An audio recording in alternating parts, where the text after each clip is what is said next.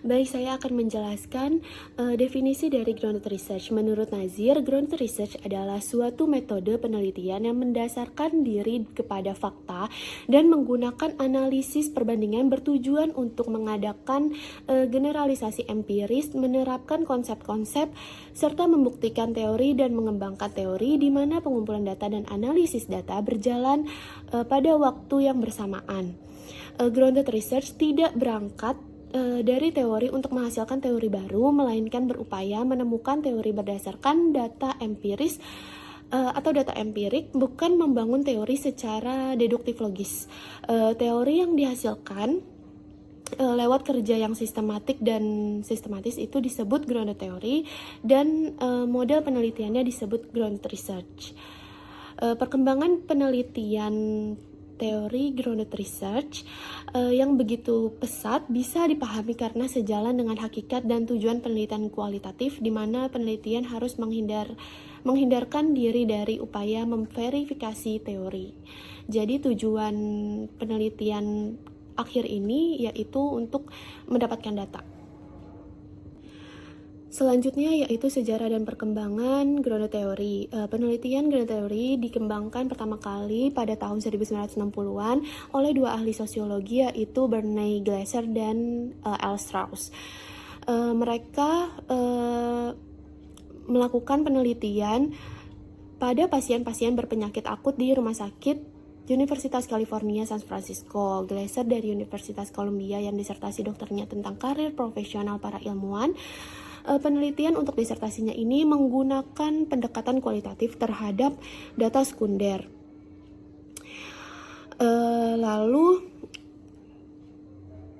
Strauss menyatakan bahwa grounded theory hanya dapat dikembangkan oleh para sosiologi atau para sosiolog profesional. Namun beberapa puluh tahun kemudian Glaser memperluas posisi penerapan grounded theory untuk pedoman disertasi pada ilmu politik, kesejahteraan sosial, pendidikan kesehatan, sosiologi, pendidikan masyarakat, bisnis, dan administrasi, dan lain-lainnya. Grounded theory tidak lagi terbatas pada bidang-bidang sosiologi, tetapi bisa untuk bidang-bidang ilmu sosial lainnya termasuk penelitian. Penjelasan selanjutnya mengenai prinsip-prinsip dasar yang mendasari dari metode grounded theory. Langsung saja, yang pertama ada perumusan masalah. Nah, perumusan masalah ini menjadi hal penting dalam melakukan suatu penelitian. Dengan membatasi ruang lingkup masalah, maka penelitian akan lebih terarah untuk menemukan solusi. Perumusan masalah yang jelas akan memudahkan si peneliti untuk mengontrol variabel penelitian serta menunjukkan arah penyelesaian masalah.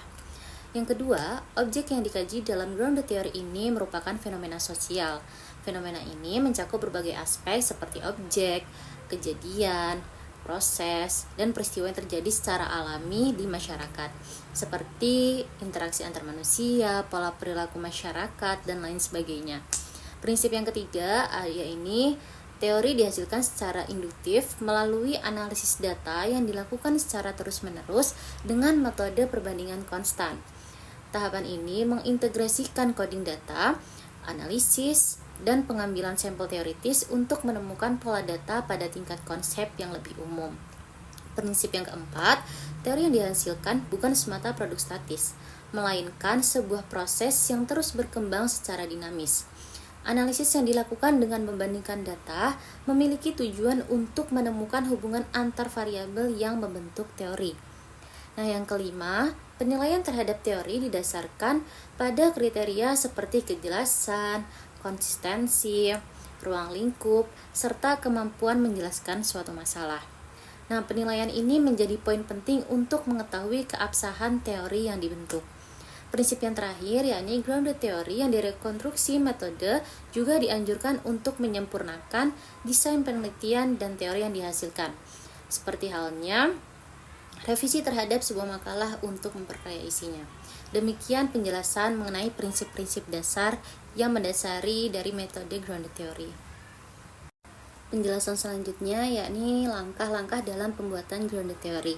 Langsung saja, yang pertama yakni menentukan apakah desain dari grounded theory tersebut tepat untuk meneliti masalah penelitian. Di sini terdapat 3 desain grounded theory. Yang pertama desain sistematis, yang kedua desain emerging, dan yang ketiga ada desain konstruktivis. Nah, yang kedua, mengidentifikasi proses yang akan diteliti. Karena tujuan dari grounded theory adalah menjelaskan suatu proses, yang mana proses ini harus mengikuti masalah penelitian dan pertanyaan yang ingin dijawab.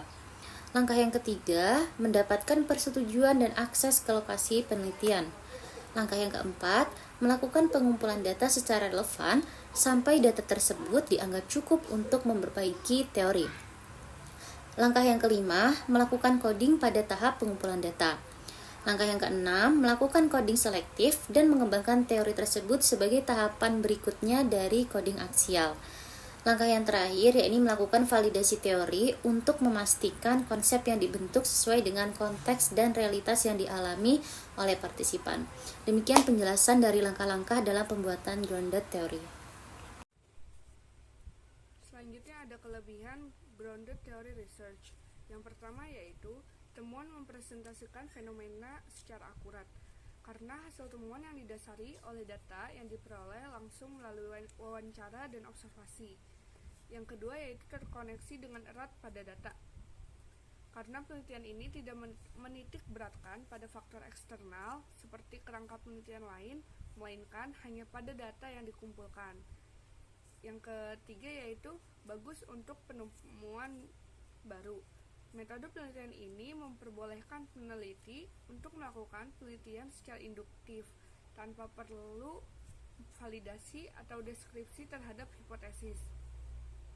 Yang keempat yaitu menawarkan analisis yang strategis. Pendekatan ini sangat membantu peneliti dalam proses penelitian karena memiliki kerangka dan proses analisis yang strategis dan terstruktur.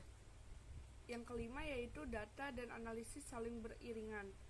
Maksudnya adalah data yang tengah diperoleh dapat dianalisis secara beriringan sebagaimana analisis data berlangsung selama proses pengumpulan data.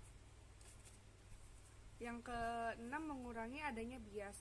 Karena data dan analisis saling beriringan, maka analisis benar-benar didapat dari data yang diperoleh dan dapat berguna untuk menghindari bias terkait pemahaman sebelumnya. Selanjutnya saya akan menjelaskan tentang tantangan dari penelitian grounded research. Yang pertama ada proses pengumpulan data yang intensif. Sebab proses pengumpulan data yang intensif yang cukup memakan waktu lama. Hal tersebut terjadi sebab pengumpulan data secara mendalam melalui observasi, wawancara, dan metode kualitatif lainnya. Sehingga peneliti harus menyiapkan waktu kosong yang lebih agar dapat maksimal mendapatkan data yang lengkap.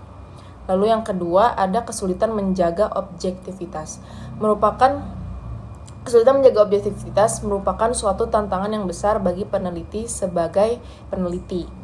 Peneliti harus bisa terbuka terhadap data atau temuannya dan tidak boleh membiarkan asumsi awal mempengaruhi analisis sang peneliti. Maka dari itu, peneliti harus fokus terhadap langkah awal dan tujuan dari dibuatnya penelitian tersebut. Lalu yang kedua, ada validasi temuan.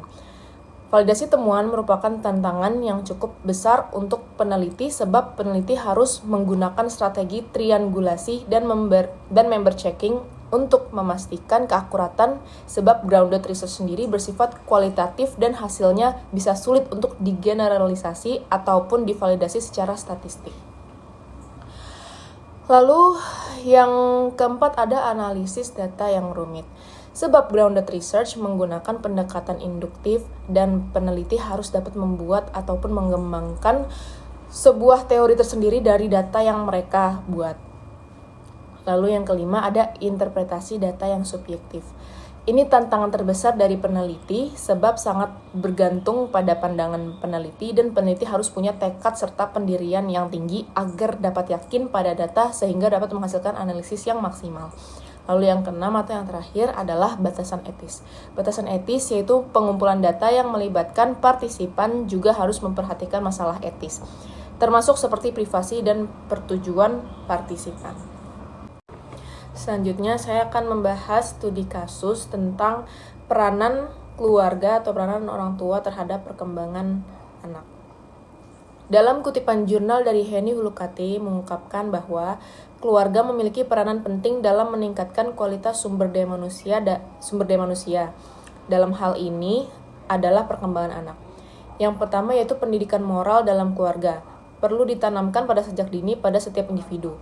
Walau bagaimanapun, selain tingkat pendidikan, moral individu juga menjadi tolak ukur berhasil atau tidaknya suatu pembangunan. Yang kedua yaitu perkembangan ilmu pengetahuan dan teknologi memegang peranan penting serta sangat mempengaruhi perkembangan sikap dan intelektualitas generasi muda sebagai penerus bangsa. Keluarga berhasil mengambil peranan penting dalam peningkatan kualitas sumber daya manusia. Dalam hal ini adalah perkembangan anak. Berbagai aspek pembangunan suatu bangsa tidak dapat lepas dari berbagai aspek yang saling mendukung. Salah satunya sumber daya manusia. Terlihat pada garis-garis besar haluan negara bahwa penduduk merupakan sumber daya manusia yang potensial dan produktif bagi pembangunan nasional. Hal ini pun tidak dapat terlepas dari peran serta keluarga sebagai pembentuk karakter dan moral individu sehingga menjadi sumber daya manusia yang berkualitas. Dari hasil penelitian yang dilakukan dengan metode wawancara berdasarkan uraian di atas kondisi di perumahan Gria Asri, peran keluarga terhadap pendidikan anak masih rendah. Seperti keharmonisan dalam keluarga yang kurang, tujuan orang tua yang tidak sejalan terkait penentuan pendidikan anak, sehingga solusi terhadap masalah yang dapat diberikan yaitu dengan meningkatkan interaksi yang bersifat mendidik dari orang tua terhadap anak, yang mana seperti pada teori yang menyebutkan bahwa keluarga merupakan bagian penting dalam perkembangan anak. Di sini, keluarga berpengaruh sebagai awalan dalam kehidupan anak sebagai pembangunan dan pembentukan moral dan pendidikan anak. Hal ini seharusnya dapat diawali melakukan perbaikan, yaitu dengan menghabiskan sebagian besar waktu bersama anak di dalam keluarga.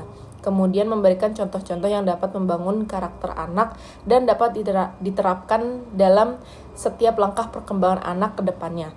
Kemudian untuk faktor-faktor lain yang mempengaruhi yaitu dari menyampaikan nasihat atau perintah-perintah yang harus dilakukan oleh sang anak. Hal ini tentunya keluarga harus memilih dan memilah nasihat yang sesuai untuk sang anak sehingga peran keluarga terhadap perkembangan anak serta peran keluarga dalam pendidikan informal anak dapat tercapai dan dapat berjalan beriringan antara pendidikan informal bersama keluarga yang berfungsi membangun karakter dan mental anak dan peran dari lembaga pendidikan formal yang berfungsi untuk meningkatkan pengetahuan bagi sang anak.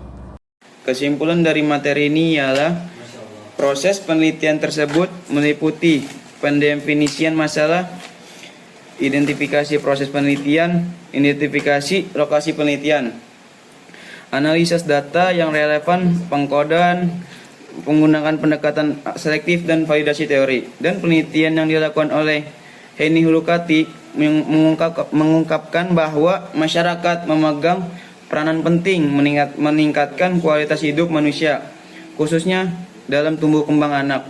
Penelitian yang dilakukan dengan metode kualitatif ini menemukan bahwa peranan masyarakat dalam tumbuh kembang anak sangatlah penting. Oleh karena itu, masyarakat hendaknya meningkatkan perannya dalam kehidupan anak dengan memastikan adanya waktu yang baik bersama-sama, menyediakan sumber daya yang diperlukan dan mengatasi faktor-faktor lain yang mempengaruhi tumbuh kembangnya anak.